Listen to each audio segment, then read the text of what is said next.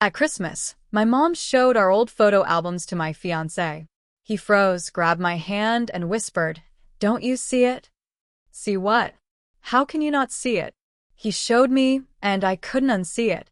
5 hours later, I called the police. I always thought if something like this ever happened, something life-upending, something worth telling a therapist or a documentary crew, that it would come with music. You know, that low hum in the background, a cinematic tension, maybe a thunderclap. But no, there was potato salad. There was overcooked lamb. There was my mom, humming Mariah Carey while wiping the kitchen counter like she hadn't just weaponized nostalgia for the 20th consecutive year. No thunder, just that weird smell our house always has over the holidays. Lemon cleaner and something vaguely burnt. I wasn't expecting anything. That's the thing. I walked in like I always do. I smiled like I always do, pretended this wasn't going to be another annual reminder that I never quite fit into the frame. My fiancé, Lucas, was his usual calm self, observant, quiet, the kind of man who could make a living just by noticing things. I'd brought him because I thought he could anchor me. Joke's on me, I guess. My sister, Nina, was already there, swirling her wine and wearing something beige and expensive-looking. Her boyfriend nodded a lot. My parents smiled like they meant it. Dinner was dinner. Familiar, tight-lipped, tense beneath the surface. The roast was dry. The ratatouille was sharp. My mom asked Nina about her new job. My dad asked Lucas about computers like he'd never met a millennial before. No one asked me anything but that standard. I used to get upset. Now I just count how long it takes for them to pretend I'm not there. This year, 9 minutes. After dessert, Mom did what she always does. She clapped her hands and said, "I brought the albums out."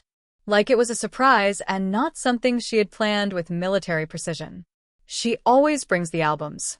Always acts like she just happened to find them in the hallway closet under a pile of dish towels. And we all smile like we haven't seen the same stained pages 100 times before. Nina leaned in like she was watching an award show. Her boyfriend put on his best interested face.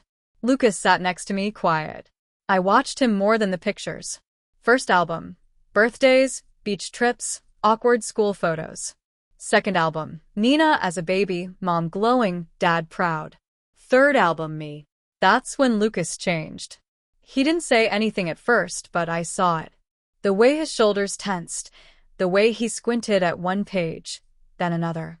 The way he tilted his head the exact same way he does when he's retouching a photo and spots a bad crop. He was scanning, measuring, and then, without looking at me, he grabbed my hand under the table. "Don't you see it?" he whispered. I blinked. "See what?" "How can you not see it?" Then he dropped my hand and went back to flipping pages like nothing had happened, smiling, nodding at my mom's commentary about how I once tried to feed a pine cone to a stray cat. I sat there frozen. My ears were ringing. I tried to match his rhythm, keep my smile in place, but it felt like my skin was on backwards. When I leaned in and asked him again, he shook his head slightly. "I'll explain later," he said. "Just go along with it." Which is honestly the emotional motto of my entire childhood. We left 20 minutes later. Lucas made up something about an early flight. Or maybe it was a late Zoom call. My mom fussed. My dad didn't care. Nina didn't look up from her phone. I kissed everyone goodbye like I wasn't unraveling inside. In the car, Lucas reached into his coat and pulled out a few loose photos. He must have taken them from the pile beside the albums. I hadn't even noticed. "Look," he said. I did. Kind of. The first one was me in a pink coat standing in front of a stone wall. I'd seen it before. It lived in my memory like bad wallpaper. "What?" I said. "It's just a photo." He handed me 2 more. "Same face," he said. "Same angle, same smile, same shadows. Look closer." I looked and then I saw it. It was me. The exact same version of me, copy-pasted into different settings. One in front of a fence, one by a swing set, one at a fountain. But the expression never changed. Not one muscle. "They reused my face," I said. My voice sounded strange, like it came from the back of my throat. He nodded. Then he handed me another. A baby, pale, lighter hair, different bone structure. That's not you, he said. I don't think they ever had baby pictures of you. Last one. Me, mom, and dad in front of some old building. My outline was fuzzy. The shadows didn't match. I looked like a sticker someone forgot to finish peeling. I stared at it for a long time, then I laughed. Not a real laugh, the kind of sound you make when something breaks in your head. So I'm a collage, I said. That's fun. Lucas didn't laugh. Why would they fake this? I asked. He didn't answer. Neither did I. I didn't know it yet, but 5 hours later, I would be calling the police. The thing about denial is that it doesn't break all at once. It leaks like an old pipe under the sink that everyone agrees not to talk about. You know it's dripping. You hear it, smell it, but you keep washing your hands and walking away. I stared at those photos all night. Lucas eventually fell asleep beside me, but I didn't move. I just sat there in bed like some kid waiting for monsters to show up. Except the monsters already had names. Mom and Dad.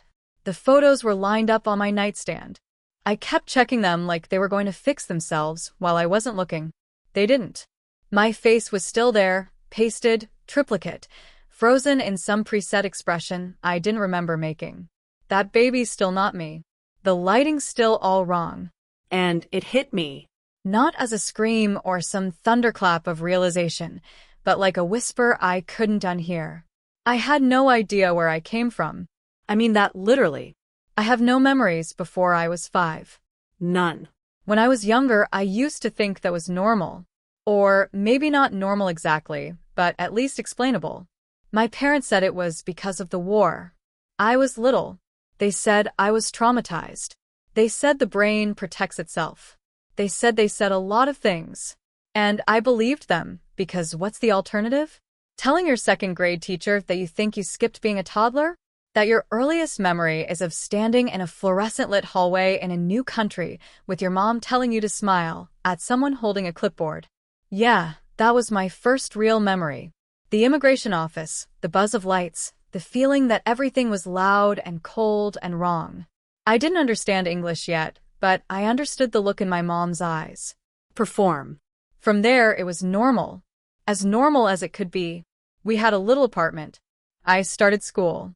My mom packed my lunches like the other moms did, except she didn't write notes. She sent me off with perfectly folded napkins instead. My dad read the paper like it owed him money. They worked hard. They gave me what I needed. But love, that was something else. When my sister Nina was born 2 years later, the temperature in the house changed overnight. Suddenly, there were baby books and camcorder footage and scrapbooks with glitter letters. There were birthday parties with coordinated themes. There were spa days. There were hugs. There was warmth. None of that had been there for me ever. With me, it was always, you're strong. You're independent. You never needed much. Which is just another way of saying, we didn't give you much. I used to tell myself it was because I was older, because I was first, because they were figuring it out. But now I wasn't so sure. There were no aunts, no uncles, no cousins. No one ever visited from the old country. We never went back. My parents said they had no one left. It was war, they said. Everyone is scattered. Asked about family once. My dad said it was complicated. My mom changed the subject. And then there was the Facebook message. I was 15. I walked into the kitchen and saw her on the laptop. She was staring at a message in a language I couldn't read at the time, Serbian. There was a name I didn't recognize, a woman. The message had hearts in it. My mom's face was blank. Then she deleted it, blocked the sender, closed the laptop. When I asked who it was, she said, spam. Spam doesn't send you messages that make your hands shake. But I let it go because I always let it go. I was diagnosed with PTSD at 17. Nightmares, panic attacks, this dull, ever-present fear, like something was always about to happen, like I was waiting for a door to slam that never did. My therapist asked me about the war. I told her I didn't remember it. She said that was probably why, except now I know I wasn't scared of the war. I was scared of her. I didn't remember that right away. It didn't hit like lightning. It came in pieces. That night, as I sat at the kitchen table, staring at the photos Lucas had taken, One memory blinked to life, like a flashlight in a dark room. A woman, not my mother, not the one who raised me, someone else. A softer face, dark eyes. She smelled like citrus. I was holding her hand. Then the woman I grew up calling Mom walked in. She was younger, smiling like she'd just arrived. The first woman leaned down and said in Serbian, "This is your babysitter." That was the first time I met her. Then another flash. Me pulling on a coat, crying, saying, "I want Mama." And a hand on my shoulder tight. "Don't say that again. If you talk about her, you disappear." I remember those words now. I didn't before, but they were there. Buried under years of being told to smile for the camera. And then the screaming. I was in a bed. New, strange. My legs kicking, my chest burning. I was calling for her. The first woman, the one who smelled like citrus, and another voice. Cold. Enough. I don't know how long the panic lasted. Maybe minutes, maybe centuries. Lucas found me on the kitchen floor gasping, my palms flat against the tiles like I was trying to hold on to something. He tried to touch me. I flinched. He sat beside me instead, not saying anything. And somewhere in the middle of that, still on the floor, breath caught in my throat, vision swimming, I reached for my phone and dialed 911. The operator picked up on the third ring. 911. What's your emergency? My chest was caving in, my mouth opened, but no sound came out at first. Lucas was still kneeling beside me, one hand on my back, steadying my breath like he could anchor it. I finally forced the words out. "I've been kidnapped." A pause, sharper now. "Ma'am, are you safe right now?" "I think so. I'm home." "Is the person who took you with you now?" No, it was a long time ago. I think I just remembered it." Another pause, then a shift in tone. Gentle, still controlled. "Okay, take a breath for me. You're not in danger right now." "No, but it's real." I remember now. They weren't my parents. Lucas reached over and took the phone. "Hi, this is her fiancé. She's having a panic attack. It just came on about 15 minutes ago. She's been uncovering some things. Childhood photos that look clearly edited, no birth records, weird inconsistencies, and she just had a very vivid memory. She believes she was abducted when she was around 5. It would have happened 25 years ago outside the US. The operator stayed calm. "I understand. What's your location?" Lucas gave our address. "I'm going to log this as a welfare check and forward it to the department's investigative unit." She said, "You'll get a call from someone to follow up. If either of you feels unsafe in the meantime, don't wait. Call us back immediately." Lucas thanked her and hung up. I was still shaking, but the words had been said out loud to someone real, and there was no taking that back. I didn't sleep. I showered, changed clothes, folded laundry I didn't remember putting in. I think I emptied the dishwasher at one point. Lucas hovered, made tea, watched me like I was glassware in an earthquake. "You should rest," he said at one point. I nodded, didn't move. I kept expecting someone to knock on the door, or burst through it, or for the floor to just fall out from under me. Instead, the apartment stayed quiet, humming softly like it didn't care what was happening to me. The next morning I got an email. Case file opened, pending contact from an assigned officer. Someone would be in touch. That was it. I showed Lucas. He read it twice, then just nodded. "It's real now," he said. "Real?"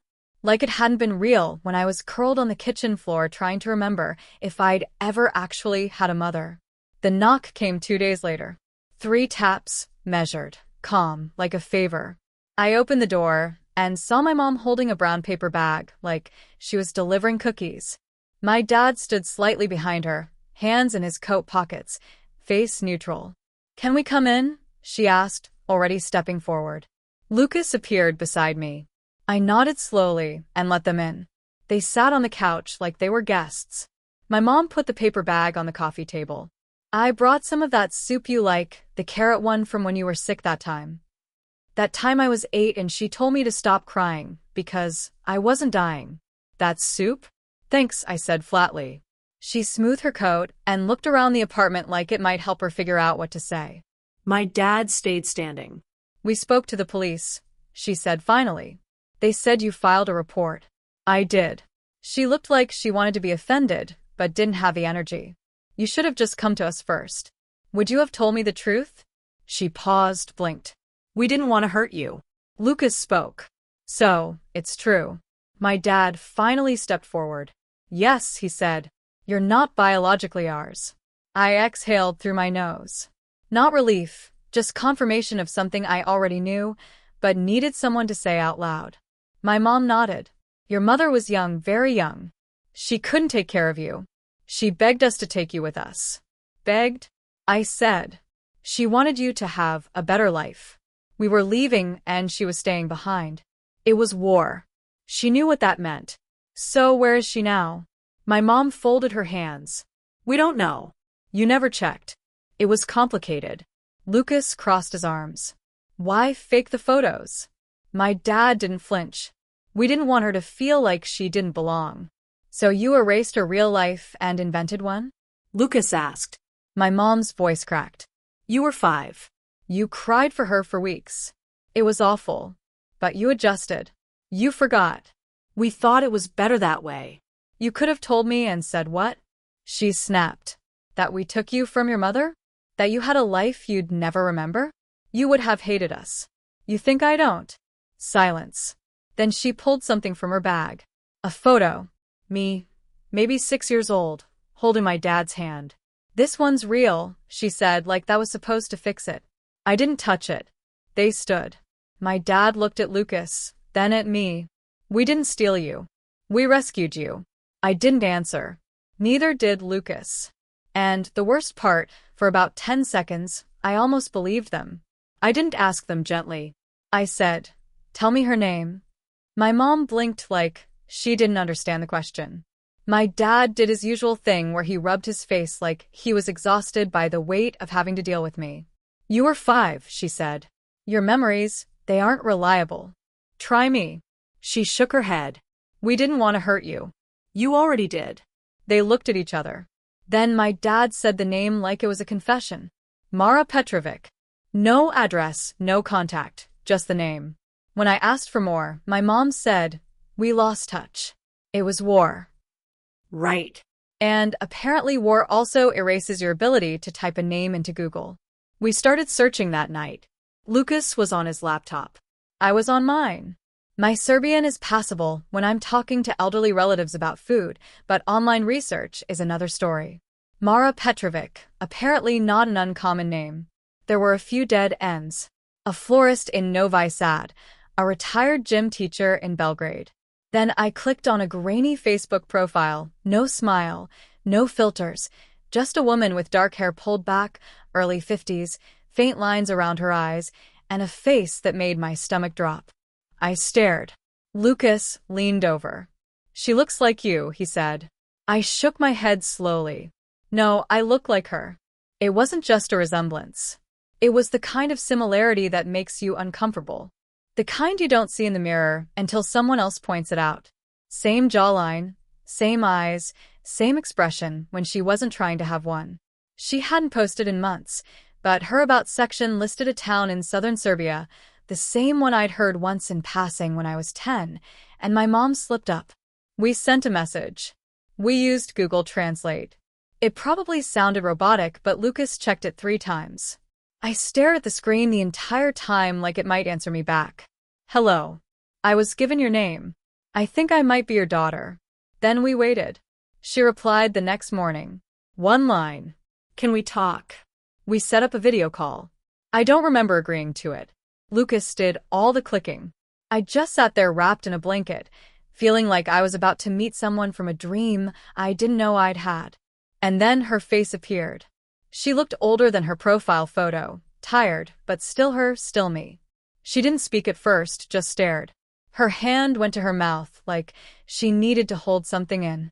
I wasn't sure, she said finally. But now that I see you, I am. I wanted to say something, anything. But the words got stuck somewhere behind the lump in my throat. I've been looking for you for 25 years, she said. My name. It wasn't Isabel back then. It was Anna. I froze. Anna. It didn't sound familiar, but it felt right, like a shoe I hadn't worn in decades but still fit. I blinked, trying to stay steady. Did you give me up? Her face broke. Not dramatically. Not like in the movies.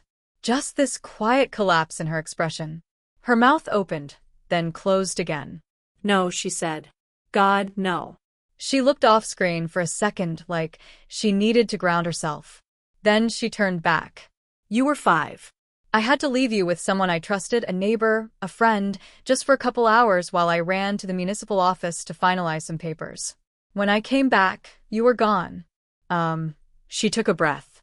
They said she, your babysitter, left earlier, said you went with her, but you never came home. Her voice cracked. We searched. I went to every police station, every camp. I posted flyers. I called shelters. Everyone said children get lost during war. But I knew you didn't get lost. She paused. I just didn't know where to look. I sat very still. Lucas was the one who asked, "Did you ever apply to leave?" She nodded. I was approved for a resettlement program to the U.S. Families with children got priority. I had everything ready. She looked at me then. But after you disappeared, they took me off the list. Not that I would have left without you. And then it hit me harder than any memory ever had. That's why. That's why they took me. Why they needed me. Why they edited me into those photos like I was some final puzzle piece. They didn't take me because they loved me. They took me because I got them out. We sat in silence for a while after that. Her eyes were red. Mine probably were too. Lucas didn't say anything. Just sat next to me like he was trying to hold the edges of the room together. I never knew where you went, she said softly. I thought maybe someone took you over the border. I thought maybe you died. I didn't know what to hope for. I didn't know what to say to that. What do you say to a woman who lost you? They changed my name, I said instead. Isabel. She nodded as if the sound of it hurt. Anna was your grandmother's name. I don't know what I expected to feel. Rage? Relief? I felt hollow, like someone had reached inside and scooped everything out, but politely left the shell so I could continue functioning in public. 2 weeks later, we stood side by side at the precinct.